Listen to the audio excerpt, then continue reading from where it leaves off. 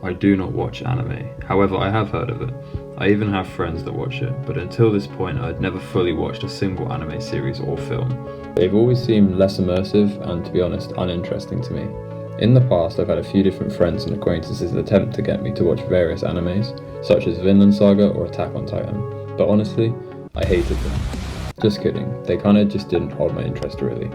However, the other day while scrolling through YouTube, I watched a mini documentary on the impact of a film called Akira and decided to give it a watch. So, with that being said, this is not a review of Akira from someone who watches anime, but instead is a review of Akira by someone who doesn't watch anime.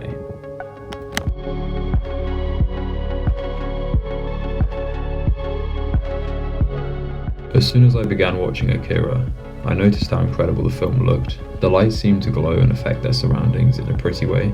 Also, the detail put into each frame was incredibly eye-catching. Even the background seemed to be fully fleshed out and filled with movement. This depth to each drawing gave the impression of the city being incredibly alive and sort of more real.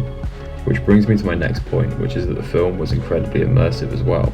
Not only did the detail in each frame make for an immersive experience, but also the unique soundtrack made by this guy whose name I'm not even going to attempt to pronounce, that played throughout the film, made the city of Neo Tokyo come to life. It's hard to explain, but something about the combination of the colourful cityscape with the brilliant soundtrack made me feel very immersed in this film in a way that I didn't feel whilst trying to get into some of the other animes. When looking at the drawbacks of this film, whilst there are certainly not many, I did get the impression at times that I'd missed out on information about certain characters or events, which led me to be confused around the plot during the 2/3 mark of the movie.